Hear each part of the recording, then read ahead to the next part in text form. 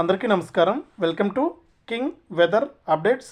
ప్రతిరోజు తాజా వాతావరణ సమాచారాన్ని మన ఛానల్ ద్వారా మీరు తెలుసుకోవాలి అనుకుంటే ఇప్పుడే వీడియోను లైక్ చేసి షేర్ చేసి సబ్స్క్రైబ్ చేసుకుని గంట పైన నొక్కి మళ్ళీ వచ్చే ఆలని గంట పైన నొక్కండి.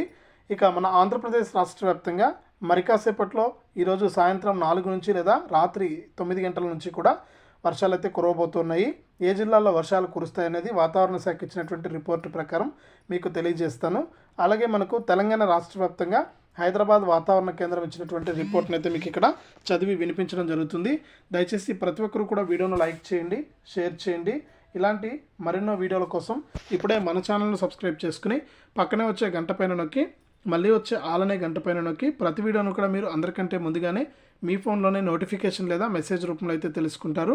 ఇక వాతావరణ శాఖలు ఇచ్చినటువంటి రిపోర్టు ప్రకారం అయితే ఏ జిల్లాల్లో వర్షాలు కురుస్తాయనేది తెలుసుకుందాం. తెలంగాణ రాష్ట్రంలో ఈ నెల 23 వరకు కూడా వర్షాలు కురుస్తాయని హైదరాబాద్ వాతావరణ కేంద్రం అయితే వెల్లడించింది. ఇక ఆసిఫాబాదు, మంచిర్యాల, భూపాల్పల్లి, ములుగు, భద్రాద్రి, వరంగల్, హనుమకొండ జిల్లాల్లో భారీ వర్షాలు, ఇక హైదరాబాద్ సహా మిగిలిన జిల్లాల్లో మోస్తరు వర్షాలు పడతాయని ఎల్లో అలర్ట్ కూడా జారీ చేసింది. ఉరుములు మెరుపులతో పాటు 30 నుంచి 40 కిలోమీటర్ల వేగంతో ఈదురుగాలులు వీస్తాయని కూడా మనకు హైదరాబాద్ వాతావరణ కేంద్రం వెల్లడించింది. ఇది వాతావరణ కేంద్రం ఇచ్చినటువంటి రిపోర్ట్ అండి. ఇక్కడ నేను సొంతంగా ఏం చెప్పట్లేదు. దయచేసి వీడియోను చూడండి, వీడియోను వైరల్ చేయండి. అలాగే ఈ వీడియోకి నేను 500 లైక్స్ అయితే ఎక్స్పెక్ట్ చేస్తున్నాను. ప్రతి ఒక్కరు కూడా లైక్ చేయండి. ఇక ఆంధ్రప్రదేశ్ విషయానికి వస్తే మనకు ఆంధ్రప్రదేశ్లో కూడా మనకు తేలికపాటి నుంచి మోస్తరు వర్షాలు కురుస్తాయని మనకు వాతావరణ శాఖ అయితే ప్రకటించిందనమాట.